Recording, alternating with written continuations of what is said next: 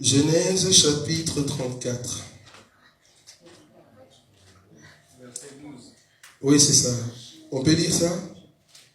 Exigez de moi une forte dot et beaucoup de présents, et je donnerai ce que vous me direz, mais accordez-moi pour femme la jeune fille. Vous avez vu ça? On peut commencer à partir des 10, frère Kachama. Vous habiterez avec nous et le pays sera à votre disposition. Restez pour y trafiquer et acquérir des propriétés. Sichem dit au père et aux frères de Dina que je trouve grâce à vos yeux et je donnerai ce que vous me direz. Exigez de moi une forte dot et beaucoup de présents et je donnerai ce que vous me direz, mais accordez-moi pour femme la jeune fille. Vous avez vu ça? Ça c'est Sichem, je ne sais pas si vous connaissez Sichem.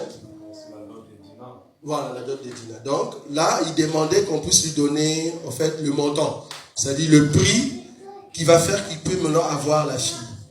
Tu vois? Donc maintenant là, il demandait à Jacob. À part ça, le Rebecca, trésor, Rebecca, c'est qu'on a donné à la famille de Rebecca, c'est-à-dire les serviteurs qui étaient partis prendre Rebecca, ça s'appelle dot, c'est-à-dire le prix pour avoir la fille. Tu vois? Donc le prix qu'il a payé, ça s'appelle dot. Je prends encore une autre écriture, Exode chapitre 22. Exode chapitre 22,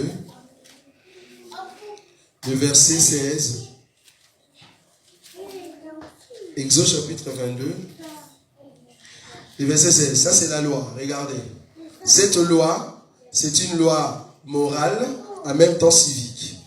Ça va? Parce que si aujourd'hui vous allez faire le mariage civil, on va vous demander, il y a aussi d'autres qui demandent, est-ce que vous avez déjà fait le mariage au niveau de la famille? Il y a aussi, donc, c'est une loi morale et en même temps civile. Ce n'est pas une loi cérémonielle. La loi dit ici, le verset 16, si un homme séduit une vierge qui n'est point fiancée et qui couche avec elle, il paiera sa dot et la prendra pour femme. Tu as vu ça? C'est-à-dire, dans cette loi ici, même aujourd'hui dans notre évangile, nous le pratiquons.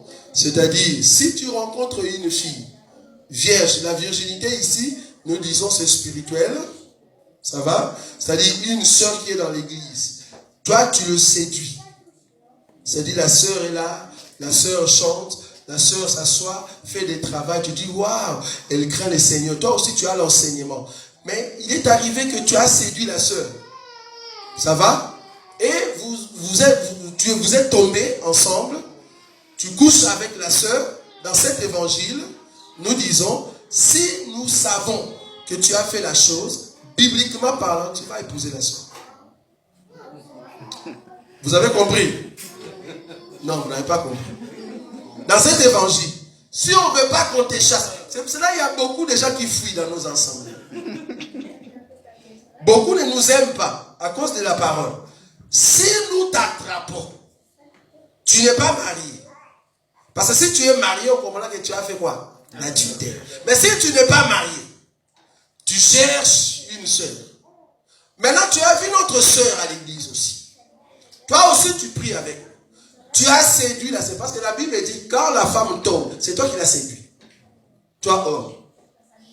Tu as séduit la sœur et vous êtes tombés ensemble. Tu as couché avec la sœur. Si nous apprenons cela et que tu es un frère de l'église, la sœur aussi est notre sœur ici, nous avons compris que vous avez fait ce que nous appelons la fornication. Vous êtes d'accord avec moi?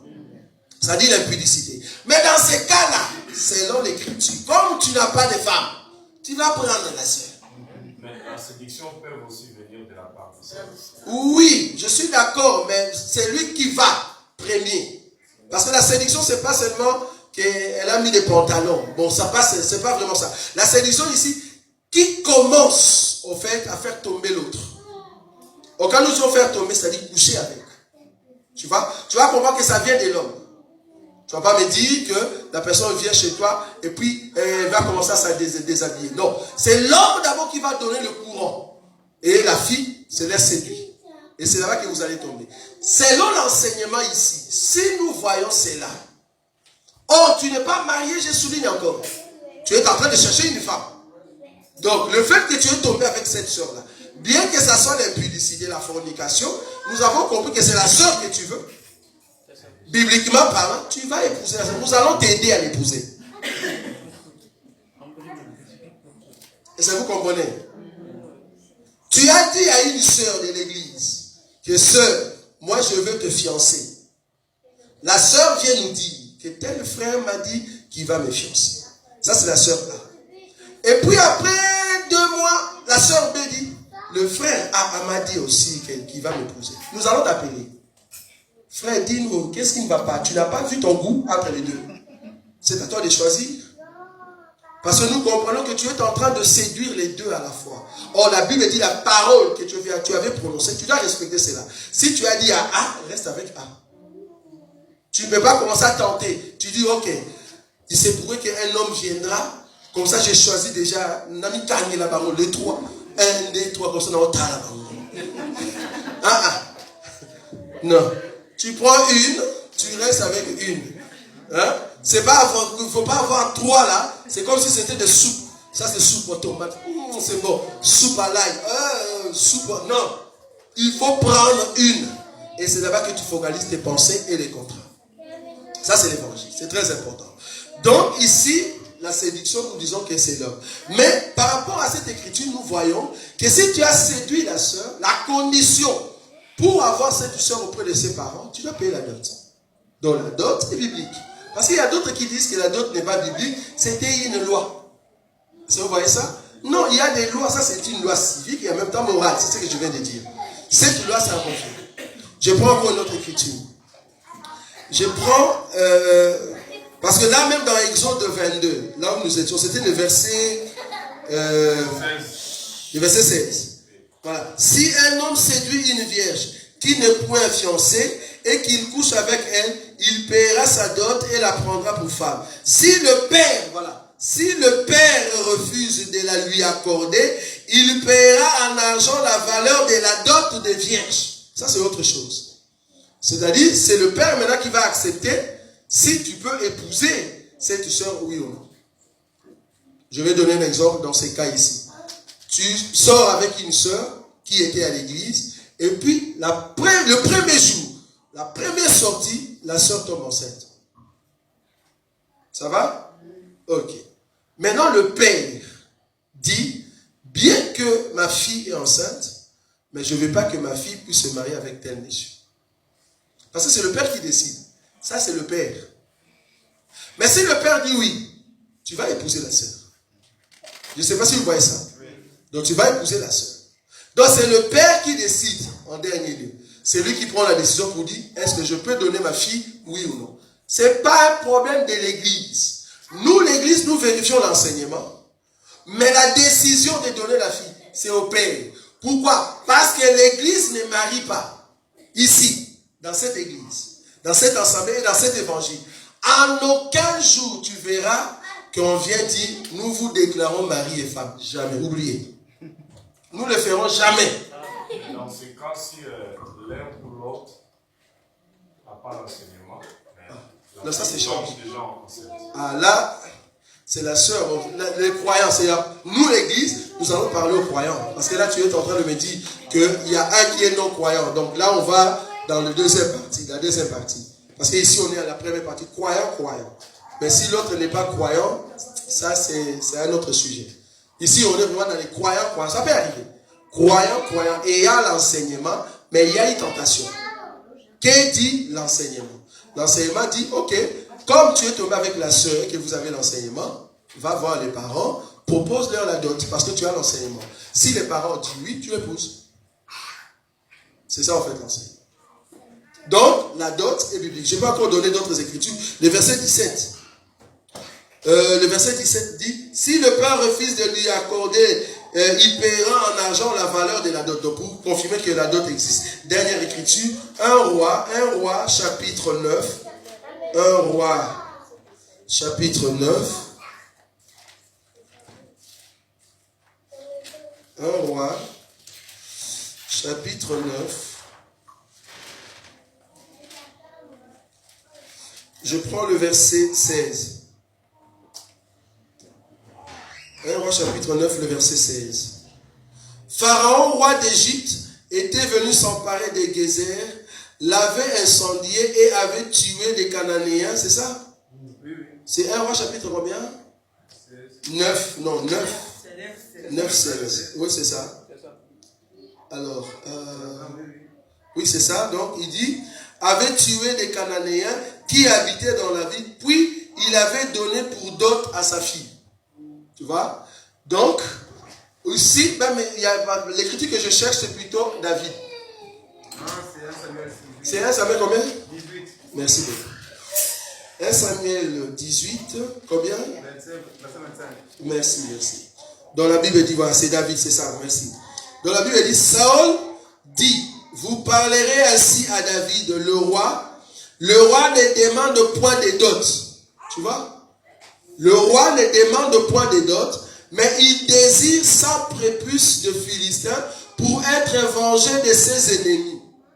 Saül avait le dessein de faire tomber David entre les mains de Philistins. Est-ce que vous voyez ça? Donc il ne demande pas de dot, mais il dit, le prix pour avoir ma fille va seulement couper 100 prépuces. C'est-à-dire, comme les Philistins n'étaient pas circoncis, il faut les tuer, tu coupes leurs prépuces, amène ça. Dans d'autres termes, c'était ça le prix qu'il faut payer pour avoir la fille. Donc la dot est biblique. Ça va? Oui, frère Patou. Je veux poser la question. Si tu rencontres une personne qui a enseignement, et avec le temps que tu remarques en fait son comportement, c'est pas vraiment ça. Dans ces temps, est-ce que tu peux faire du ça ou pas? Parce que nous, dans le jour d'aujourd'hui, il y a des hommes de Dieu qui se divorcent aussi. Hein, donc voilà. Et pareillement avec Adam et Ève dans les jardins d'Éden. Avec le temps, et en fait, Adam compris que Ève, elle a été séduite. Parce qu'elle n'a pas saisi Dieu en fait de l'enseignement. Ok, je comprends. Au fait, parce que Adam et Ève, ils étaient déjà dans le mariage. Tu es d'accord avec moi? Là, ils sont déjà dans le mariage. Donc, apparemment, tu es en train de me dire, nous avons commencé notre fiançailles. C'était bon. Mais dans le mariage, maintenant, je viens remarquer que c'est pas bon. C'est ça, non? Bon, là, peut-être, soit on a été pressé. Parce qu'il faut comprendre que toute femme, tout homme que tu vas rencontrer au départ, tu ne peux pas l'avoir avec 70 ou 80% de bonnes choses. C'est pas possible. Au départ, il y aura toujours 35, 40. Et c'est dans les mariages que vous allez maintenant vous constituer un caractère. Le caractère ou le comportement va maintenant s'allier pour que vous puissiez former votre foyer. Mais c'est pour ça que je dis, l'élément moteur, c'est de vérifier d'abord l'enseignement. Ça, c'est le premier élément. Maintenant, si vous me dites que la personne au départ, vous avez vérifié, la personne avait l'enseignement, et qu'après, il n'y a pas l'enseignement, ça, je ne comprends pas trop. Donc, quand on dit l'enseignement ici, ce n'est pas de venir là où il y a l'enseignement, c'est de mettre en pratique l'enseignement. Est-ce que si la personne va maintenant refuser de mettre en pratique l'enseignement, après, ça, je ne sais pas. Ça, je ne crois pas. Parce que si la personne, au départ, sur le fiançailles, ça dépend de ce que toi tu trouves. Tu peux dire, je veux aller avec cette personne 2 ans, je veux aller avec cette personne 3 mois, je veux aller dans 2 mois. C'est toi qui décides. C'est-à-dire, la conviction que tu as de la personne, c'est toi qui vas fixer les temps. Donc, si tu as été trop pressé, que tu n'avais pas très bien vu que la personne avait l'enseignement, là, il y aura toujours un souci. C'est ça, il faut bien vérifier vraiment si la personne a l'enseignement ou la personne est flexible, je peux dire ça, flexible à l'enseignement. Donc, c'est-à-dire, tu peux lui donner l'enseignement, tu vois que son cœur accepte l'enseignement. Ça aussi, c'est très bon. Parce que par rapport à Adam et Ève, Adam a donné l'enseignement à Ève, Ève a accepté. Tu vois là où nous sommes.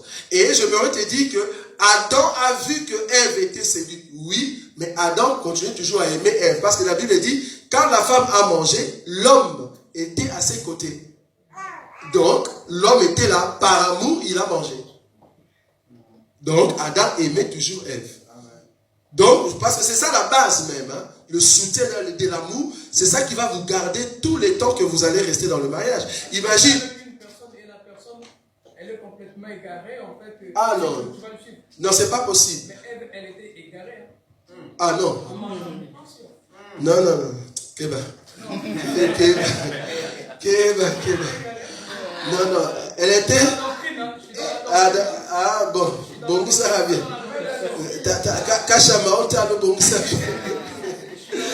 Non, je comprends là où tu as raison. Parce qu'il y a déjà l'écriture qui dit, ce n'est pas l'homme qui a été séduit, mais c'est la femme. Séduite, c'est rendu coupable. Là, je comprends ça, c'est dans la doctrine. Mais quand nous montons, c'est pas possible. Je suis d'accord. Mais ici, tu vas comprendre que une personne qui a vraiment reçu l'enseignement, parce que Adam avait raison de dire, Seigneur, c'est la femme que tu m'as amenée, qui est la femme que tu m'as donnée. Donc nous comprenons que Dieu avait mis quelque chose dans Ève que Adam ne voyait pas. Adam s'est réveillé, a vu la femme. Donc Adam a donné confiance à Dieu et non pas confiance à la femme. Mais nous, par contre, dans cet évangile, nous donnons confiance à ce que je vois. Je vois que cette soeur a l'enseignement. Oui, maman. Oui, la soeur veut poser une question. Parce que vous venez de dire que vous voyez. Oui. Vous pouvez voir. Quelqu'un peut donner bonne apparence pendant le fiançailles. Oui. Parce que le but, c'est d'entrer dans le mariage. Non, non, oui, ok, je comprends, vas-y, oui. Elle cache son vrai caractère jusqu'au mariage. Et vous entrez dans le mariage et montre son vrai. Je suis d'accord. En fait, là, je comprends. En fait, parce qu'avant le mariage, il y a deux temps. Il y a d'abord les temps d'observation et les temps de fiançailles. 2 temps. D'abord, je viens à l'église, j'ai l'enseignement, mais pendant tous les temps que je reçois l'enseignement, je regarde la sœur A. Elle ne sait pas que je l'aime. Tu vois où là je suis? Elle ne sait pas que je vais un jour l'aborder. Nous, on chante, on est calmement, mais mon cœur, c'est elle. Des fois, je fais un peu de coup de jalousie quand je vois avec le frère B, tu vois. Je dis, oh, on ne sait jamais. Bon, Dieu, je sais que si c'est elle, elle ne va pas accepter le frère, mais elle m'acceptera un jour. Mais du moins, tu ne montres pas à la sœur que tu vas l'aimer. Non. Tu es en train de vérifier si la sœur craint Dieu. Si tu vois des éléments, tu vas. Tu viens maintenant montrer à la sœur que, écoute, tu donnes maintenant ta parole. C'est ce que j'ai dit. Là, tu prononces la parole. Parce que tu vérifies qu'elle a l'enseignement. Tu ne vas pas vérifier l'enseignement déjà dans le fiançailles. Il sera un menteur ou menteuse. Donc, elle va mentir. Donc, c'est avant d'aller lui dire quelque chose que tu vérifies. Dès que tu trouves que c'est bon, tu vas. Parce que dans le fiançailles, elle va se dire, ah, voilà, il y a déjà un monsieur, même si elle mettait des pantalons collants serrés à fond de mini-jupe, il dit, ah, il y a déjà un monsieur qui m'aime. Elle commence à mettre des longues robes, parce que l'enseignement nous dit de mettre des longues robes. Dès qu'elle rentre dans le mariage, c'était des culottes là-bas, mais dans le mariage, ça devient ici. Donc ça change encore davantage. Vous voyez? Donc moi, je crois qu'il faut vérifier ça avant de lui dire quelque chose. Très important. La Bible dit, je donne toujours les Écritures par rapport à ce que je dis. Nous étions encore pécheurs, Christ est mort pour nous. Jésus, bien qu'il a vu que nous étions pécheurs, il a dit ça, c'est ma femme. Parce qu'il savait que nous allons accepter son enseignement. Est-ce que vous voyez ça? Donc, mais nous étions déjà pécheurs. Donc, tu peux voir la sœur, tu dis, avec les 20% que je vois là-bas, ça c'est ma femme. Elle va accepter cet évangile. Est-ce que vous voyez? Tu te donnes déjà le travail de chercher l'argent pour la sœur. Et le jour que tu viendras, tu vas comprendre que la sœur, si c'est vraiment ta femme, elle va accepter ton enseignement ou l'enseignement qu'on est en train de prêcher. Donc, c'est dans ce sens-là qu'il faut voir. Donc, il ne faut jamais lui dire, alors que vous êtes déjà dans les fiançailles, sinon, elle va se cacher et puis, c'est pas bon. Frère, frère Chamba. Oui, comme vous dites, plus ou moins pour la question du frère. Ah, ok. Oui. Je veux dire que même Adam a donné la dot. Oui. Que c'était sa cote. Oui. Et nous comprenons aussi sur la question de. Tu as compris, frère Trésor? La dot d'Adam. Oh, ben il est juste à côté. La dot, répète. Il n'est pas bon que l'homme soit seul. Voilà. Il faut se donner ma fille. Mais Dieu n'a pas fait une autre poussière. Non. Et lui prend la dot chez Adam. Voilà, ça c'est la dot. Merci beaucoup, frère. Ok. C'est la question de la sœur qui veut dire qu'il faut regarder, comme vous avez pu répondre. Oui. Nous disons aussi qu'Adam peut regarder Ève, comment elle était créée. Voilà. Adam était poussière. Non, l'homme était poussière, mais le véritable Adam, c'est l'esprit qui rentre en lui. Voilà. Quand Dieu voulait créer la femme, il a fait dormir la poussière, pas l'esprit. Voilà. Car en réalité, dans l'homme, c'est l'esprit. L'esprit regardait comment Ève était en train d'être créée. Voilà. Donc il voyait quand même s'il y a des défauts ou pas. Voilà. Il a vu que non, cette fois-ci. Quand il s'est réveillé, il a reconnu qu'elle, c'était ma côte. Voilà. Il l'a su. Voilà. Il avait regardé. Merci beaucoup. Mais c'est petit et terrible. Ça c'est bien ça. Oui, frère Israël. comme la dot est négociable, Ouais. j'ai vu dans des mariages. Tu veux déjà négocier? J'ai vu. Ouais. Quand on partait dans des mariages, j'ai vu mes connaissances. Oui. Quand ils partaient discuter les dots, Ouais. il dit bon, comme mon beau-père a demandé 5 000, Oui. on discute jusqu'à 2 000. Oui. 2 000, l'homme maintenant dit, comme j'aime ma femme, je n'ai pas 2 000. J'accepte de donner 2 000. Mais j'ai 1 000, je vais donner 1 000. Oui. Après, je prends ma femme, après, je vais donner les autres. L'autre, oui. Est-ce que c'est possible aussi? C'est le Père. Ah, c'est le Père. C'est le Père. Ouais. C'est le Père qui décide. J'ai dit ici. La décision du mariage, d'abord, c'est le Père. Si le Père dit, ok, tu veux acheter mon autorité, mais tu l'achètes avec emprunt. C'est-à-dire, il y a une partie à compte. Qu'est-ce que je dis? Tu l'achètes avec à compte, c'est ça, non? À compte. C'est-à-dire, tu me donnes 1000. Hein? Moi, il y a trouvé dans ma calcul tout. Hein? Tous les calculs sont possibles dans les choses de Dieu. Donc, ces 2000, je suis en train de vendre l'autorité. Mais ça vaut 2000. Mais tu as la compte. La compte de 1000. Ok, je te vends mon autorité, mais j'attends le reste de mon temps. C'est le Père qui décide. On a vu ça, en tout cas, dans le milieu africain. Oui, moi, souvent, c'est ça. Non, souvent. Souvent, oui, oui. Ils disent que, ah non, bon Alibal, hein, ils disent, bon Alibal est c'est-à-dire, l'argent des dons ne se termine pas, parce qu'à chaque fois que vous allez passer à la maison, vous allez manger, boire, donc ça continue. Bah, ils disent ça. Donc, Oui. Oui. Le fait d'accepter le dot au père, il est en train de vendre son autorité. Oui. Donc là, du coup, c'est l'homme qui prend l'autorité. Donc, du côté spirituel, Oui. du côté physiquement aussi. Voilà. Oui. Bon, spirituellement ici, d'abord tu fais physique. Physique, c'est-à-dire, tu as pris l'autorité du côté du Père. Mais quand vous venez à la maison, spirituellement, c'est pas toi qui as l'autorité spirituelle sur la sœur. C'est Jésus, tu es d'accord avec moi. C'est Jésus, parce que sinon tu vas dire, faut comment? C'est moi qui ai l'autorité spirituelle. Non, c'est pas ça. Non, tu vois. Donc là, nous comprenons que du côté spirituel, en fait, c'est Jésus qui a l'autorité sur vous deux. C'est pas l'homme, quoi. Parce que spirituellement, déjà, vous êtes déjà dans l'enseignement. Parce que c'est le mariage des croyants. Mais par contre, quand nous allons venir dans les non-croyants, tu vas voir que c'est différent. Là, je suis encore dans les croyants. Ça va? Oui, frère Chikacha. Je continue avec la question du frère Israël. Oui. Vu que là, on est en crédit de la dot à 3 communes. Comment? Comme la question du frère Israël. Ouais. On est en crédit de la dot. Et le papa, l'autorité meurt. Et tu dois le payer. Tu fais comment? Le papa meurt.